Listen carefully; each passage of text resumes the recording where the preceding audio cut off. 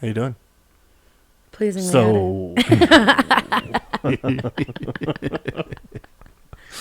Nancy Reagan died. Yeah, I heard. Yeah, I was gonna take a hit of weed or something for remembrance of her. You could have just hit a cigarette and pretended. No, well, I mean, no. I like to have integrity in what I do. So I thought, like, I don't really feel bad about Nancy Reagan or that say no to drugs stuff. I mean, that was just how culture sort of reacted to the bad things back in when she actually had any modicum of power.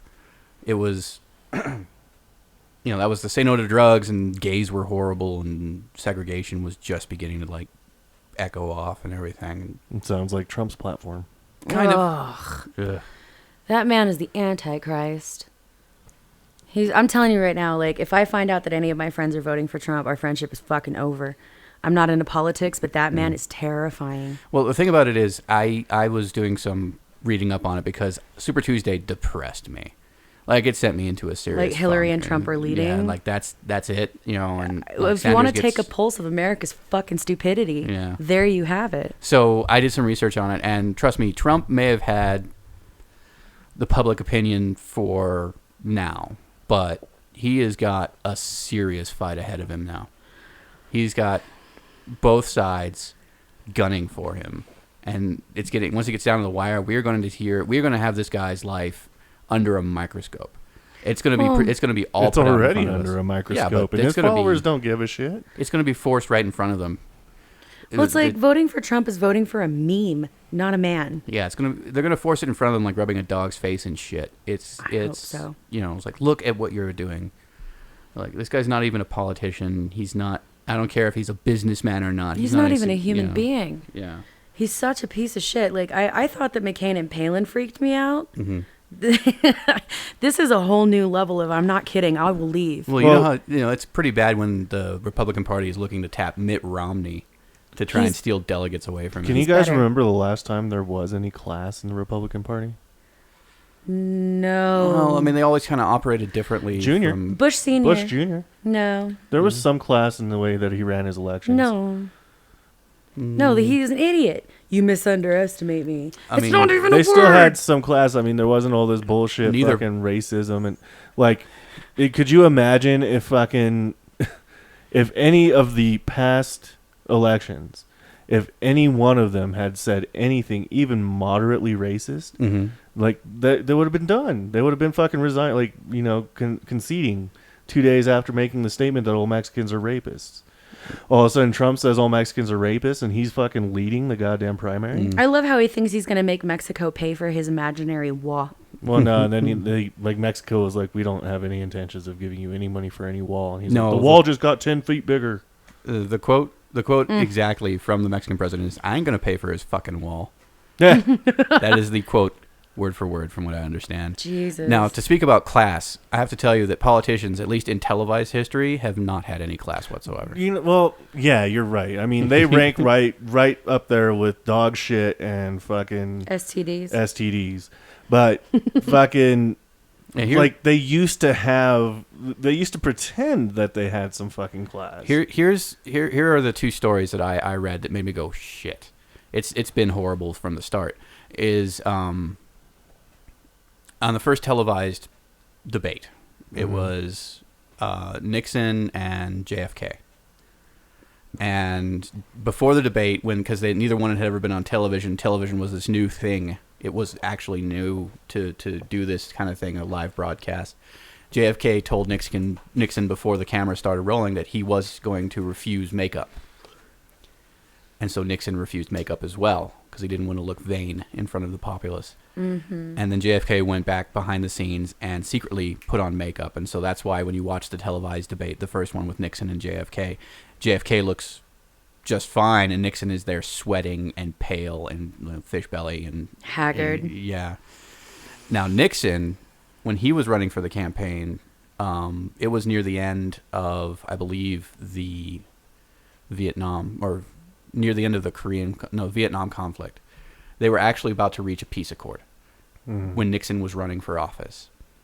And he was running on a campaign to actually bring peace. So it wouldn't work for him if there was peace before his campaign had actually finished. So he actually managed to contact the leader of the Vietnam country of Vietnam and convince him to extend the war for another 5 years, saying that he would offer him a better peace accord after he was president. So he Slimy. Yeah. So he actually extended the war to get into office. I think Nixon was the beginning of the slimy president. You know what? Like, No, they get worse. Like, the farther back you go and the stuff you hear about, they get worse. you're missing the point of what I'm saying, Yeah. though. Like, that may have been what they do behind the scenes. That may be what they do behind the scenes. Mm-hmm. All right. Mitt Romney, the most recent example, behind the scenes made a joke about the 47%, right? And that basically cost him the election. That's What one do you of mean, the things the that lost him. 47%? He made some, like, who cares about that 47% that's with Obama or something like that. Like, Oh, it wasn't that's even right. it wasn't even that bad of a thing to say. It was spun really negatively But by that the press. that was one of the major things that led to him losing that election. But to have a guy come out and say all Mexicans are rapists and all Muslims should be deported, and he soars in the fucking numbers. I think that's what's really scary is the deporting thing. I'm like, this whole country was founded on the concept of religious freedom from persecution. How can I swear to God, if he gets in, he's going to set back our country 200 years. Well, I think this is just going to be the final proof. We have one of two ways that this could go. Either America collectively wakes up and actually realizes that there are no good decisions, and we should make the least damaging bad decision. The lesser of the evils. Yeah. And that would be fine. I would be fine with that. Or we make the absolute fucking worst decision, and it's just proof now that democracy, like everything else that came before it as far as a social construct, only looks good on paper. Yeah. That I heard that Canada's actually set aside refugee space for Americans if Trump gets in. basically. I'll be one of them. I promise you, I will be one of them. We will pack up Moo. We will pack up Kitty.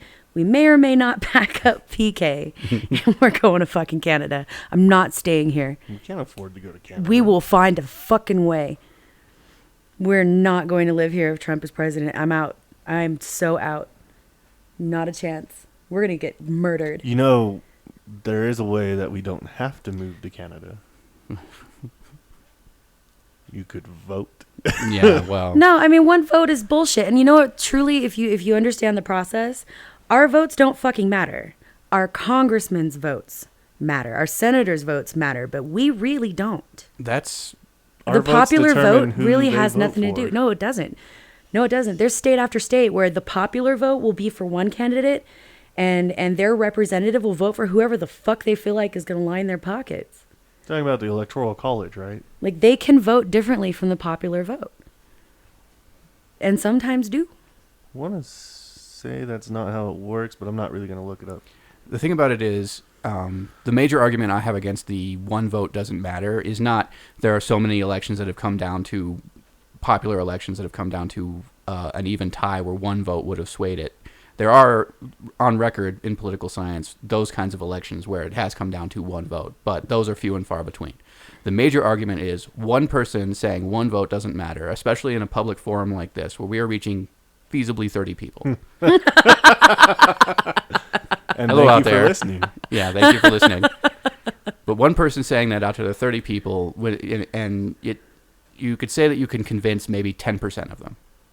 That's 3 people. You just convinced 3 people not to vote. That's 4 votes. Now those people go and the people they talk to, we'll say that they, for argument's sake, interact with 15 other people. They're not. I'll admit though, I generally don't vote. So For reasons though. Hence I don't. why I I direct choose that not to comment vote, not whatever. because I'm like, I don't give a fuck. Well, But it's more like when everybody's like, when you don't vote, then you're responsible for what happens. I'm like, that is the opposite of what makes sense. You voted for that fuckhole.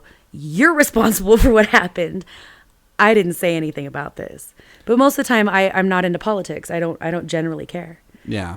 I maintain an interest in politics because I've seen its effect. I think your governor matters far and away more than your president, though, really. I have seen the effect. Well, that's just a local living level. Your governor is a buffer between you and the United States government. The governor has a lot to do with your day-to-day living. Our governor sucks. Our governor's a bitch. Either way, We were just having pizza. I think that's good. That's a good 10 minutes of political talk. Get it out of our system so we don't end up like dragging the show down with it. So see you guys in the show. Get out and vote. It does matter.